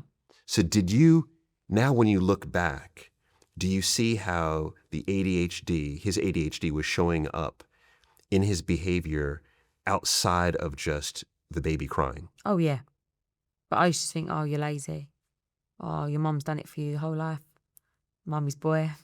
And to be honest, I didn't need to deal with the traits because, yes, we lived together, but he'd go to work, I'd go to work, we'd film. It never really affected me until we had to be on the same page. So, and that's insightful. Yeah. Because there's a higher degree of requirement that you get it right because you have a child. Yeah. So there's a lot more pressure. Well, it matters more. It does. It does. So once you get the diagnosis, you both get it. Yeah. What do you then change? Or how does that diagnosis change how you two then operate? Because I would imagine you come together stronger. We come together stronger because we was like, okay, let's look into this. Like, what do we do? And we was actually filming them for our show, and which was actually great because what happened was the show become therapy for us. Because I never forget it, our exec producer come round and said, right, we've been offered another series from the success of the other one. Have you been? What's been going on? And I looked at her and I was like, no. She's like, what? I'm like, no, we're really bad, actually. She's like, what? ITV didn't know about it. No one knew about it because we weren't filming.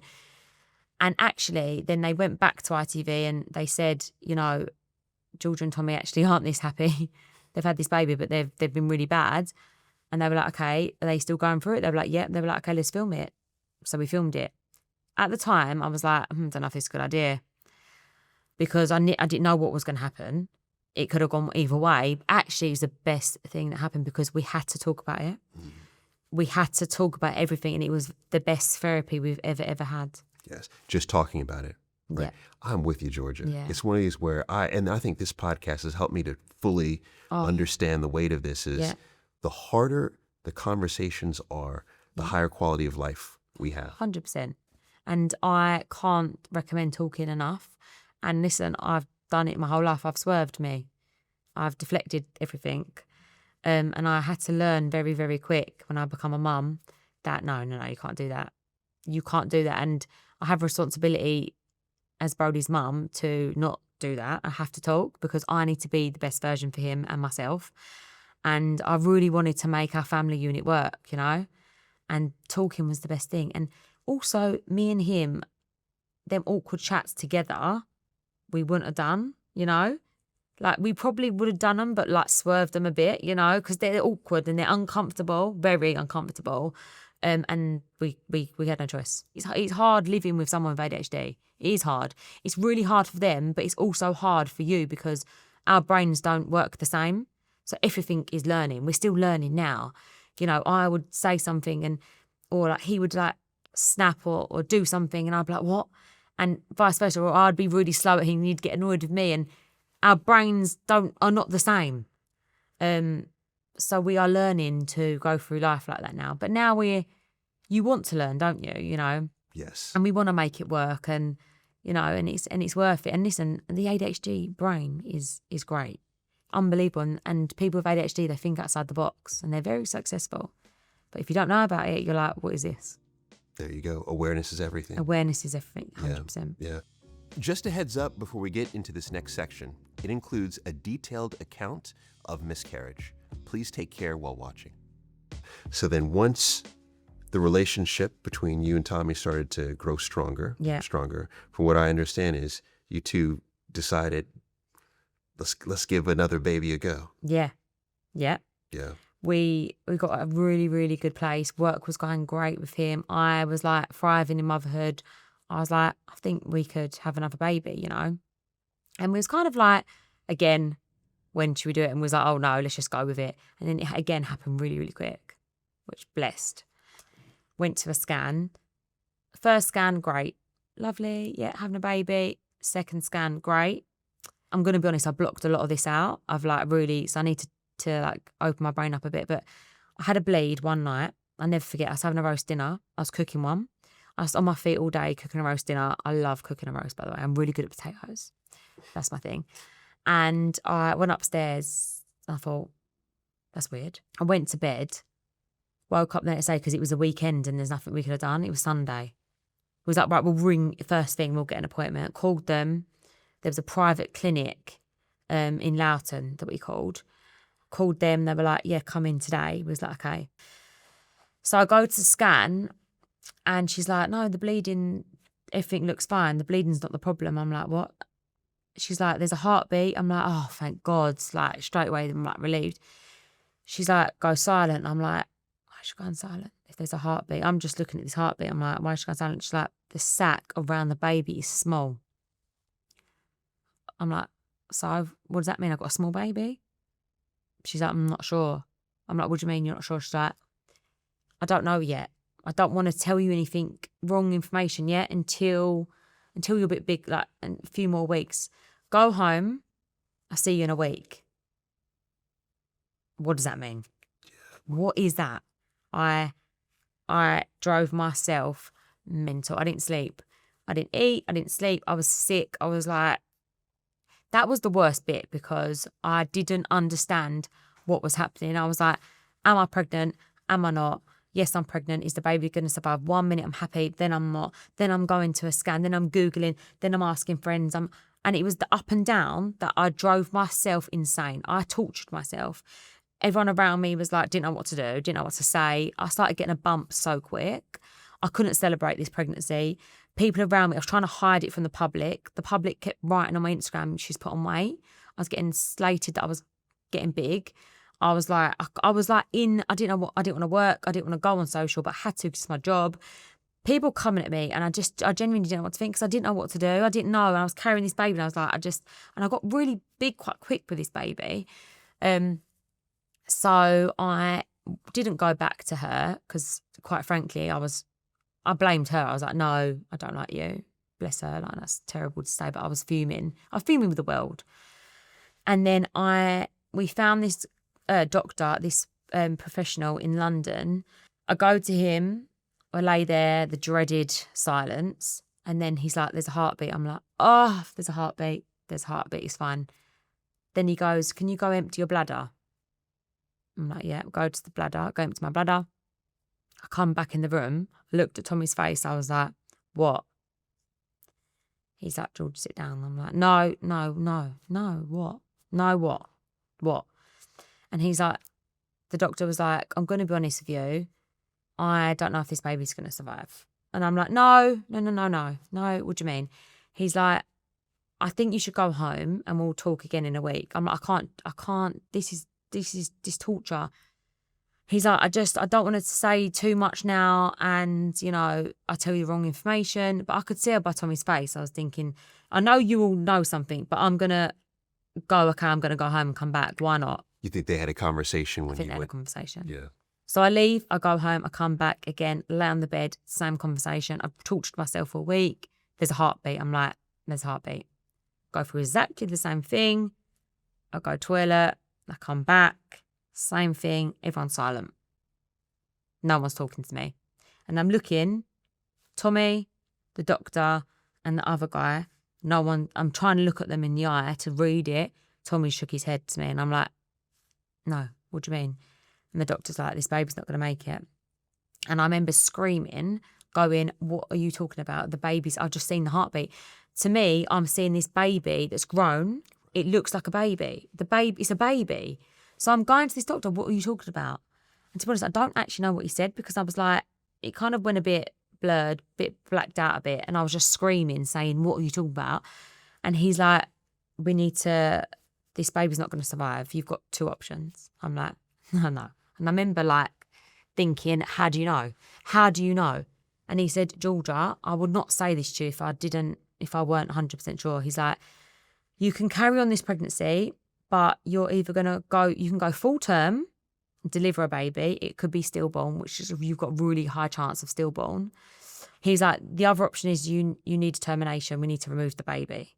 And he's like, the way you are, what you've gone through the last 12 weeks, because I was going back to all these scandal weeks, like you've tortured yourself for weeks on end. I personally want to remove this baby from you. You need to get this baby out of you. Like your mental health is bad.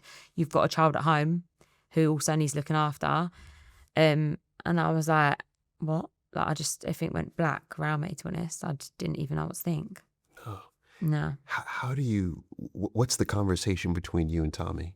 There was no conversation. I just screamed the whole way home. And they said, they're going to call you to get a date in to remove this child.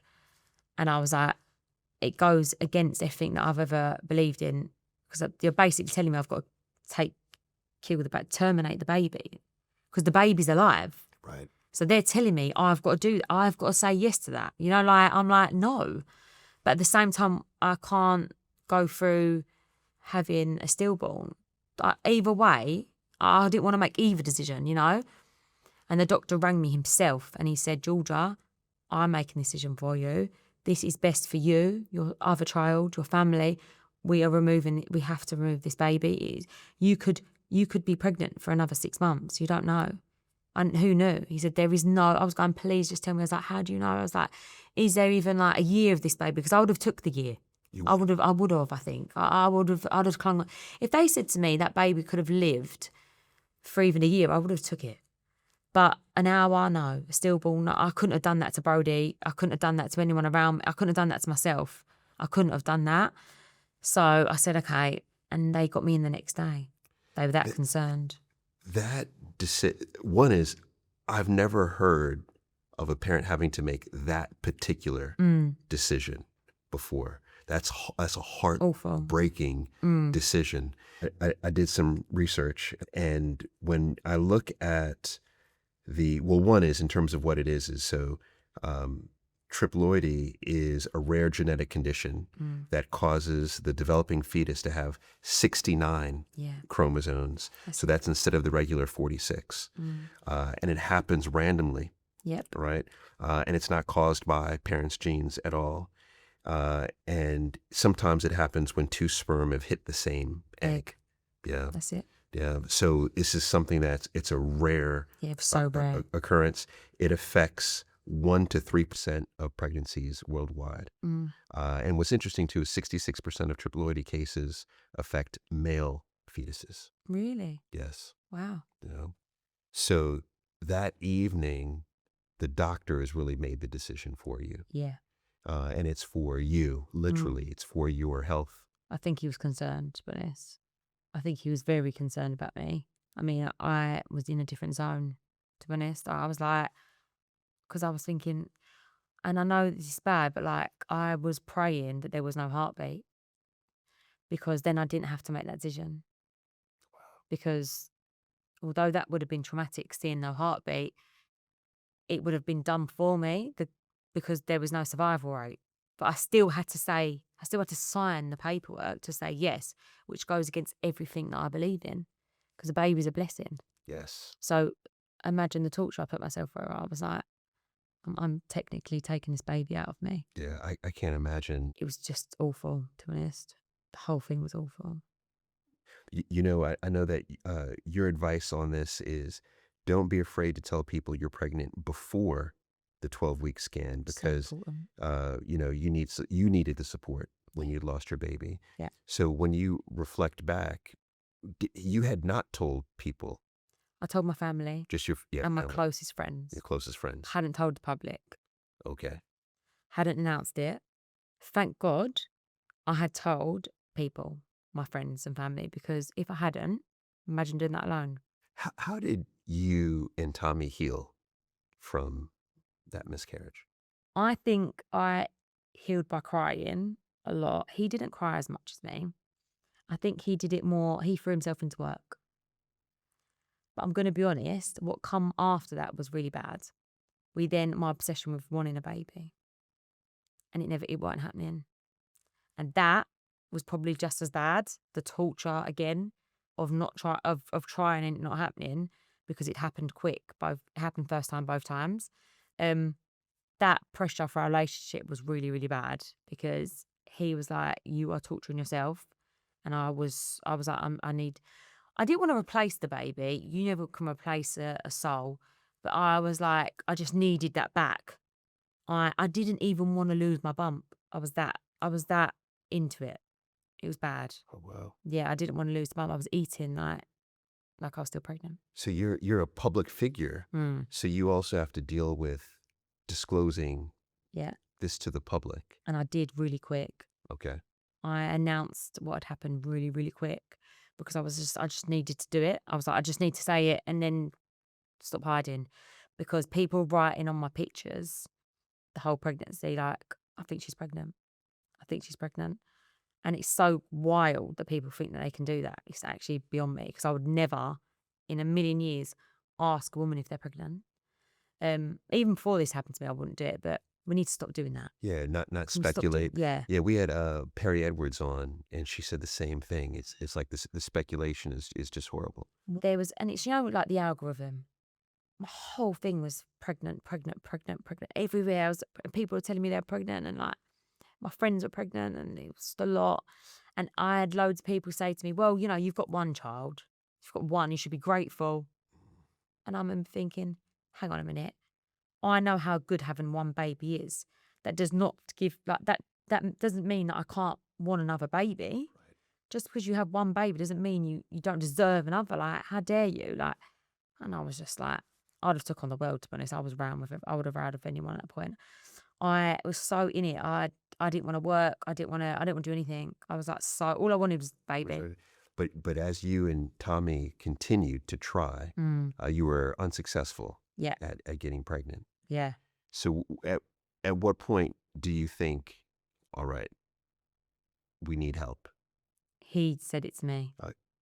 I think we were trying, and trying for a baby is not fun at all. It got to a point where it was very like 1 + 1 is 2. Yes. Yeah. Just a second on that. For someone who's been there. Yeah. Right. For an extended period of time. Yeah. Is we often hear couples talk about trying for a baby. Yeah. But those that are not say, oh yeah, that's fun. Yeah. But it's not always fun. No. It's a job when you're getting it done. Exactly. It's a transaction. It's a transaction. And when you get really, really serious about it is that you're looking at the time, you're looking at, there's a lot that goes into it. Yeah. But for you, what made it challenging? I had every single ovulation stick going. I drove myself mad, and I would be like, I'm ovulating, and he didn't understand it, because why would he understand it? Because I was obsessed. He weren't obsessed. And also I was annoyed at my body, because I was like, why are you letting me down? Why are you doing this to me? I was like, it was this circle of like, and it was never gonna be, there was no good outcome come out of this. I'm gonna be honest. I was like unhappy, depressed. I was eating. I was like there. I mean, I never stopped being a great mum to Brody, because he's my first priority. But apart from him, I was like, didn't care about anything else. I was like, don't want to go out, weren't seeing anyone. I was like, I'd put on so much weight, and I got into the biggest rut. So I was like eating because I wanted the baby bump, which is actually mentally disturbing, actually. I drove Tommy so mad, because I'd be like, you can't go out and do things because I'm ovulating that day. You can't go away on that work trip, I'm ovulating. And it like took over our life. Would you say that was the lowest point of your relationship with Tommy? That was bad. Like, he said, like, it ruined us. He's like, you was obsessed. And I know I was. I couldn't help it. And I actually didn't like myself. I really didn't like myself at the time, but I couldn't help it. I really couldn't. There's nothing could have snapped me out of that. Nothing. But so he suggested that what help did he suggest? So I was writing. I was writing a book at the time, weirdly, which actually again was therapy. I don't know why this keeps happening to me. Things happen when I need it, which is good. And I was never forget. I was in London doing the audio for the book, and I come on my period. And I was really hopeful this month, like you are every month, because I was a bit late. And I text him, just come on my period.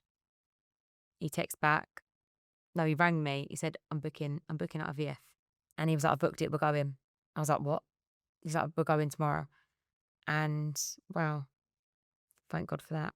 Look at that. Mm. Look at that. So first cycle, Yeah. successful Thank God. for you, Yes. right? So lucky. Which is a blessing. Such a blessing. Which is a blessing. Yeah. And then we have Gigi. Gigi. Yeah. Yes. Now, Gigi you've referred to Gigi as your rainbow Yes. baby. Yeah. Mylene Class was the first person that I'd ever heard talk about a rainbow baby. I'd never Yeah. heard the concept. It is a beautiful concept. So lovely. So how would you describe a rainbow baby? She's just this perfect, this ray of sunshine. And she is just everything that I was supposed to have. Yes. Yes. She's just magical in different ways. And then also, have you looked into how your second child, Mm-hmm. how a lot of that even genetic makeup now Looks through you. has gone through you onto Gigi? Yes. And Mylene Class actually, I think it was with you actually, she said about the baby, DNA lives in you Yes. forever. And that actually gives me a bit of reassurance. Well, I tell you what, you say you're 10 months in, right? Mm. When you think about the reaction, but also this term that I've talked to a lot of my guests about, a lot of the moms around the quote unquote bounce back. Mm. What's your position on that? Because, well, I don't even want to put words in your mouth. What's your position on moms, on the snapback, the bounce back, that whole adage of get your body back to where it was as soon as possible? So I hate that phrase, snapback, bounce back. And it was a massive trigger for me when I had Brody. I was in such a deep, dark place that I was going on Instagram and I was seeing these mums that just had their like 6-packs out and they just had their life together. And I was in such a dark place that it was more internal, that I was like, why are you so happy? Why do you look like your life's all good? When I'm like in my pajamas, my belly was like swollen. I was injecting myself every day because I was on, if you have a C-section, you have to have blood thinners. I was bruised and I was like, how is that genetically possible to have a 6-pack? I think it should be, you train when you want to train. You do it for when you want to do it. And to be honest, it's the best thing I've done for my mental health this time round. And it's that hour out of the day that I solely rely on. If I didn't have a wedding, would I have gone gym quicker? Like, would I have gone gym? No, definitely not. Because I don't think it should be about that to this day. I think you should have a baby and it should be about surviving their months. Just making sure that you're up and showered is enough. Right. And having that baby alive is enough. It shouldn't be about having the pressure to be back in your jeans, to be honest. It shouldn't be about that. But if you want to do that, you do that for yourself. Make sure it's for yourself, not for anyone else. And I'm so strong on that now because I done it this time for myself, not because of someone told me how to bounce back, because that's a ridiculous saying. I did it because I had a wedding that I wanted to go to that was my own and a hen do that I wanted to feel good at. And I thought, do you know what? This is more about what I look like. I'm so determined to get my life back because I'd lost myself. So that this time is being more about getting myself back, Yes. rather than just my body. Yes. And the body's just come with it. Getting yourself back Yeah. mentally. And I'm such a different person now. I'm so content. Yeah. You know, when you think about getting back to a place where you feel, good about you, right? So many of us disproportionately place body image in Yeah. that category. Right? Yeah. So what has your relationship been with body image over the years? I feel like I grew up on telly. So my whole 20s, I have always had to be in a bikini filming. which actually was a lot of pressure. I didn't realise it. So when I had Gigi and I had the wedding, naturally the pressure was easy because I was like, wait, hang on. It's like it went back to like the TOWIE days. And I was like, I know how to do this. Yes. I'm actually good under pressure because I've always done it. And I achieved it. And people was like, you just had a baby. There's no way you're going to be able to get back to yourself, you know, with this wedding. And I was like, I didn't actually know what I was going to achieve looking wise. I just knew I wanted to feel good. I just wanted to feel so confident at my Hindu and my wedding. Actually, when I realised, speaking to people after, I'm like, I've always done that. Right. You've already, yes, since the beginning of TOWIE. But even when you think about that, and you know, one is thanks for being honest about that, because the guys do that as well. Mm. You know, I see it all the time on, you know, friends of mine that are on TV or shows that I've done where they know there's that one Yeah. beach scene that they need to do or that one pool scene that they need to do. And they're literally working out up to the minute before the scene. I'll be Like, doing they're on sit-ups the in the morning. They're on the side doing push-ups. Yep. Or they're on this right before. So this is what people on television do. Yeah. Now, what about body enhancements, surgeries, etc.? Mhm. Because that's a major part, I think, of the career of a lot of people on television, Yeah. right? So did you feel pressure early on? Yeah. You did. Yeah. Okay. I had my boobs done before I even went on TOWIE. I had my boobs on, I had my boobs done when I was, the year I was going on TOWIE. I was like 19 or 20. Did you have them done in particular thinking of TOWIE? No, No, you just okay. knew I wanted them done. And that was probably from everyone in Essex was doing that. So I was like, well, I'm doing it. And I always had big boobs. My Greek nan's got big boobs. It's like my Irish lot of Greek. But the shape, I just never liked the shape. I was never confident about the shape. I was they were slightly different. And, you know, when you're young, you're like, they have to be the same. You know, this is how I used to think. Of course you do.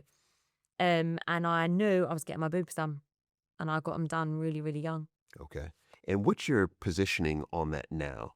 Because surgery and enhancements are at an all-time high across the board.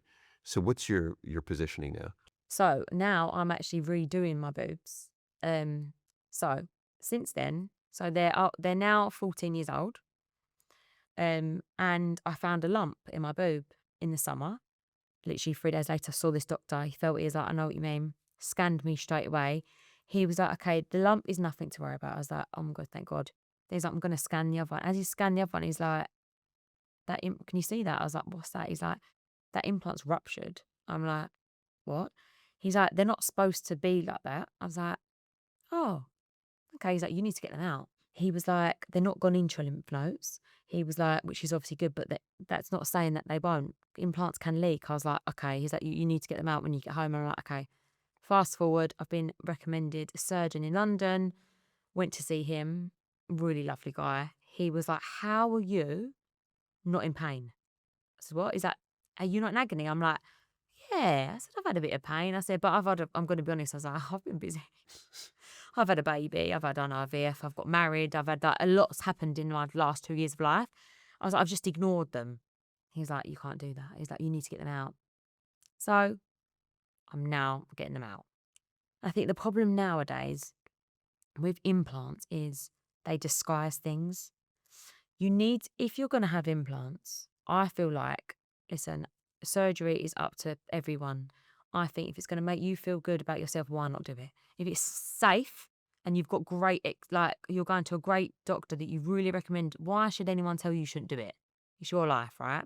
But please, anyone out there that's getting boobs or doing boobs, just feel them more, touch them, because unfortunately implants, you know, it could be the implant, it could be a lump. Just get them checked. And unfortunately, if you have got an implant, you need to get that scan. Because unless you're getting a scan, you can't tell. I would have never known that they're ruptured. I'd have never known they're broken. So thank God I did do that. Yes. And you think about how important this message is because of how life-threatening, Yes. right? This is Could be bad. So when you think about how dangerous even the position that you're in, Yeah. because you said that the doctor doesn't know No. what's happening. Many doctors don't want to do this procedure. Mm-mm. How dangerous is it? Yeah, well, if it gets into your blood, that's bad. I'm praying that they might never, but they could. So I can't take that risk. Yes. And I don't ideally want to get surgery now. No, I've got a baby. It's going to be awful. I can't lift her for 2 weeks. That is not great at all. I can't even lift her out the cot. But if I don't do it now, when am I going to do it? Well, good that you're going in for surgery. Oh, I know. But Yes. I know another thing to do. I'm like, I just want a break. I've been so busy. No, you know, I think life has said to you, no breaks. So what is next? I just want to for do George? so much. I'm so content in my home life. I've got 2 healthy, unbelievable children, and oh my God, it's hard. It's so hard, by the way. Gigi was up all night. It is very hard, but I wouldn't change it. Baby loss and things like that, you never get over, I don't think, but you learn to live with it, and you like appreciate things more. And now I'm like, I am so ready to be present. So present. I just want to be present. I know I can do more, and I feel like I just focus my life on having babies and for my family for the last couple of years, and now I'm ready to do things myself as well. And I don't even feel bad saying that, because I definitely am a better mum when I have a bit of time for myself. Like, taking that time to train for me now is unbelievable. I go back, even if it's just a Pilates class, and I leave there and I'm like full of energy, back with Gigi, and I pick up and I've just got a spring in my step, and I'm like, that is not selfish. That is healthy. And I think it's, mums don't get enough credit. Like, we can't do it all the time. It's hard work, and we do it all. We try, and we just need a minute. Just give us a bit of minute. And if that's like even having a hot shower or going to the toilet without a child going, Mom, them little things are important. Just having a girl, like last night, me and some of the school mums went for an Indian on the high street, and it was like unbelievable. I just needed that girl chat. I just needed that minute Yes. to just have my time. Just be me, just be Georgia. And it's so healthy. And I've really, really learnt that. I need to have them. They're not even selfish. I need them. Yes. I need them. And I've learnt that. I feel comfortable saying that now. But I deserve them. You do. You do. Yeah. One thing that I find very intriguing about you is that, so you're part of a hit, not just 1, but 2 hit television shows. Yeah. Which a lot of people, I think, don't give enough credit to the talent on those shows. Like, what makes those shows pop, production is important, all that, but the talent.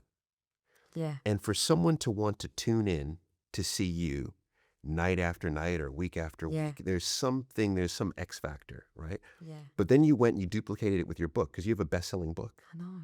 Can't believe it. I'm an author. Congratulations. Congratulations. But to achieve that, there's significant interest.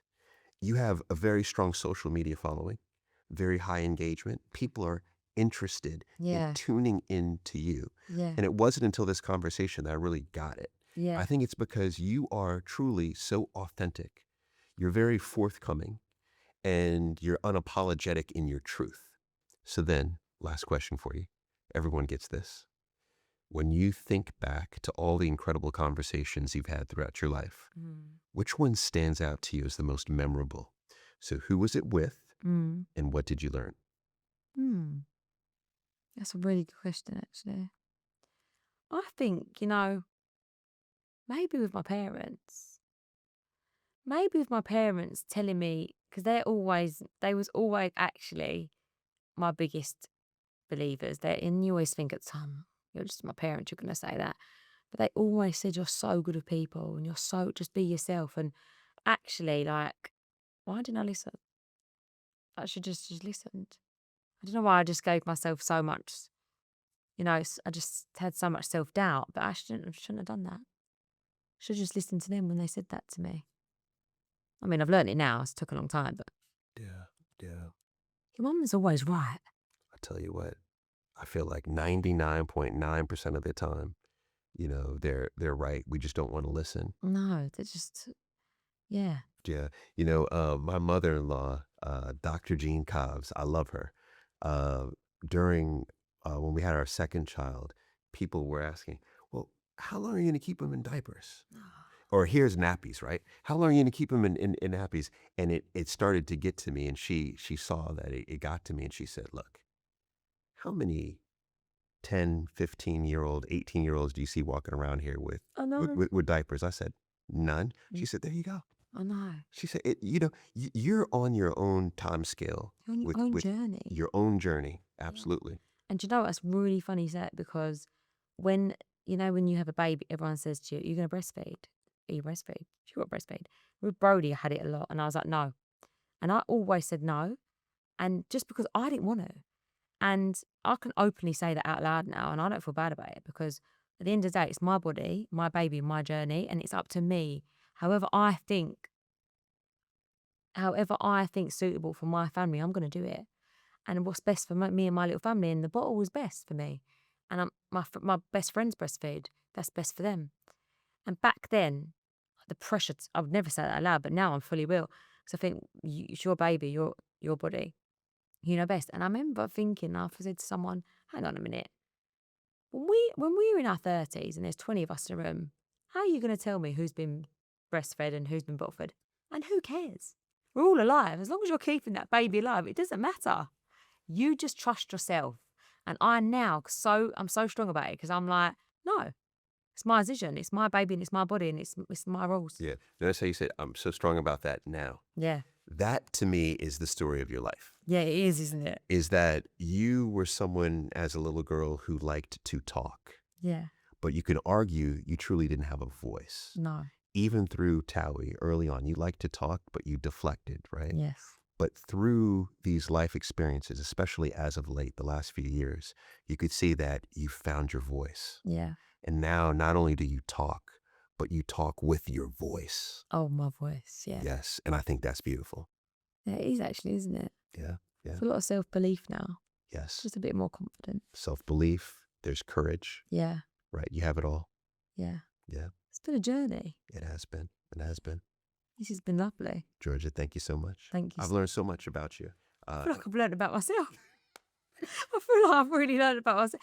Do you know, because when you map it out, you're like, oh, actually, I've done a good job, you know? Yes. Yeah. And you have. Oh, boy. Georgia. Sweet Georgia. You know, I have to say this about Georgia.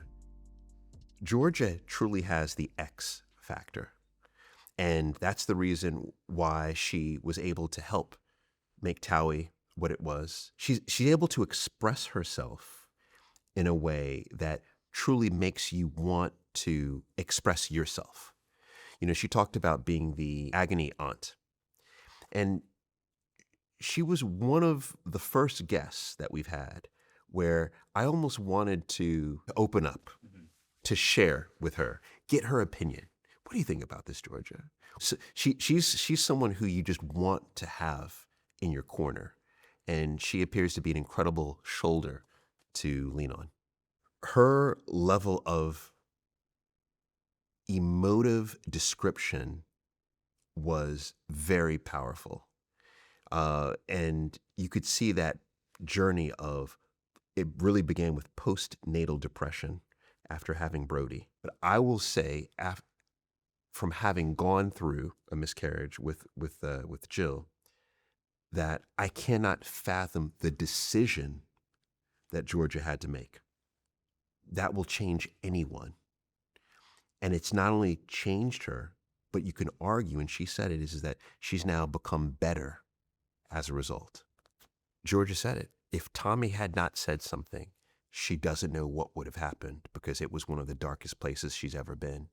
You know, I think that this podcast is demonstrating that hard conversations change lives.